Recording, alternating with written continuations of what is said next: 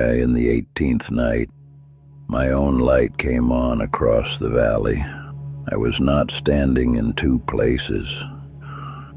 Something was reading my logbook. My name was on a Forest Service contract in the summer of '56.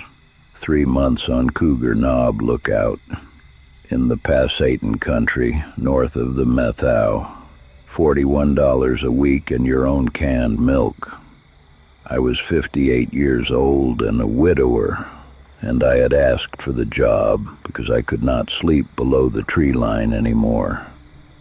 The tower was a 14 by 14 cab on a 30-foot wooden frame, glass on 4 sides, a wood stove, a cot, a hand-crank phone wired down a ridge to a junction box that did not always answer. An Osborne firefinder bolted to a stump table in the middle of the room. A logbook, government issue, oilcloth cover, ruled in green. The senior had handed me a pencil and said, "Write everything, even what you think is nothing, especially that." I had been a faller for 30 years. I knew how to be alone, or I thought I did. Solitude in a logging camp is a different kind. There's always somebody else's snore in it. The first 10 days were easy, lightening down on the Twisp side on the 3rd. A smoke I called in from the saddle below Devil's Park on the 7th.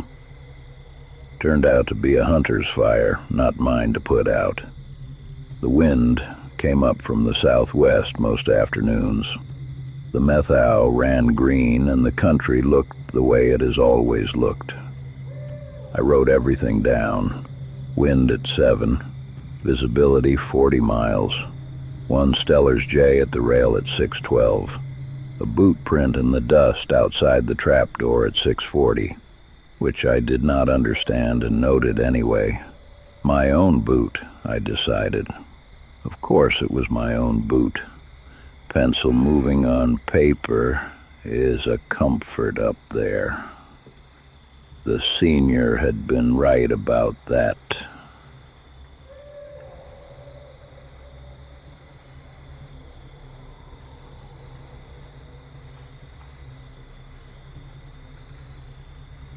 On the 14th, I saw a light on the next ridge. Cougar Knob looks across about 3 miles of timber and rock to a finger of the Pasayten called Lost Buck. There is no lookout on Lost Buck. There has not been one since 1941. The tower was struck by lightning and burnt, and the service had not rebuilt. I knew that the way you know which way the staircase in your own house turns. The light was at the top of where the cab had stood. It was steady. It was the color of a kerosene mantle, which is the color my lamp burned. I logged it at 22:11. I cranked the phone.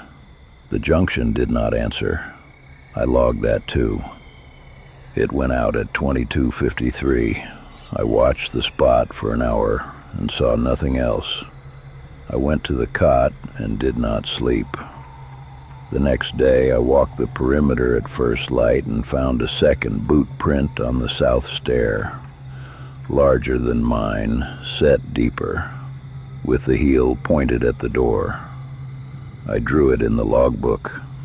I drew it carefully because I was a man who had stopped trusting his own memory in '53 when my wife died, and I had walked past her chair for a week thinking she was in it.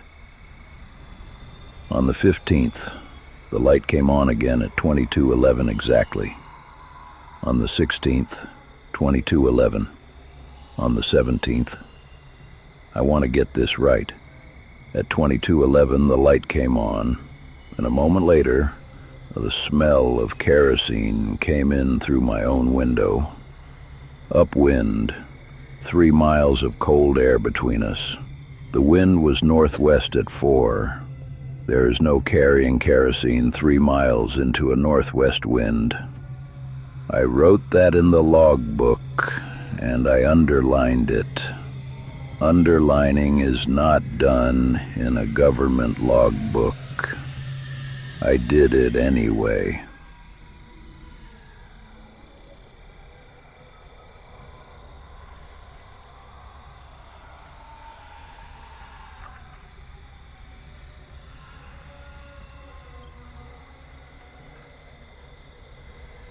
On the 18th, I made a mistake. I want to say it plain. I closed the logbook before dark. I had been writing in it 9-10 hours a day, every twitch and gust, and my hand was sore. And I told myself I would log the night's weather in the morning. I shut the oilcloth cover and put the pencil on top. At 22:11, my own light came on across the valley. I do not mean a light like mine. I mean my light. The cab on Lost Buck stood lit, glass on four sides, and inside it I could see a man at a stump table with a logbook open and a pencil in his hand, writing. He was the right size. He was wearing what I was wearing. From 3 miles I could not see his face, and I did not need to. I went for the phone. The junction did not answer. I went for my own logbook and opened it. The page was the page I had closed. The pencil was where I had left it. I picked it up. The man across the valley picked up his. I wrote, "Wind northwest at 4. Visibility good. No smokes." He wrote. I could see his hand move. I do not know how I could see his hand move at 3 miles in the dark. I saw it. I wrote, "There is a man on Lost Buck copying me." He wrote. I do not know what he wrote, because the pencil on my page was making my words, and I could feel my own hand, and they were the same words.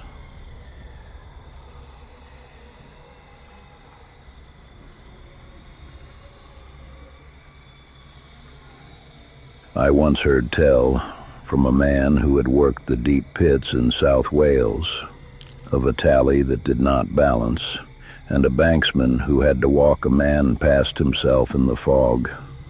I had not thought of that story since the war. I thought of it now. The rule was the same rule. I did not stop writing. I wrote through the night. I wrote the weather I could not see. I wrote the temperature off the thermometer outside the south glass. I wrote a list of every man I had felled timber with between 1922 and 1951, and where they had gone, and which were still living, and I did not lift the pencil. When my fingers cramped, I changed hands. The light across the valley stayed on. The cab stayed lit, and the man at the stump table did not stop either, and his window did not darken until the first gray came over the ridge at 4:41. When it darkened, he was not the one who put it out. The light went out because the morning came, and the kerosene was gone. I know because at 4:42 the smell of cold lamp glass came through my own window, on a wind that had no business carrying it. I went down the stairs at 6. The first boot print was gone. The second was gone. In the dust at the bottom of the trapdoor there was a long unbroken line, the way a pencil draws a line, ruled in dust as though somebody had drawn a margin and ruled across to where I would stand. I stepped over it. I went back up. I made coffee. I logged the wind at 7 and the visibility at 40 miles, and 1 Stellar's J at the rail at 6:12. I finished the season. I logged everything. The light came back on 3 more times, on the 21st, the 28th, and the night before I packed out. Each time I had my pencil moving when it came on. Each time it stood and watched me write, and went out at 22:53, and the smell of a lamp I had not lit came in through my window after. The service retired me in the fall of '57. I never asked for another tower. I keep a government-issue logbook in the drawer beside my bed, oilcloth cover ruled in green. I write the weather every night before I sleep, even in town, even in winter, even when there's nothing to write. The pencil is the kind they used. The lines are the lines they used. I have not missed a night in 18 years.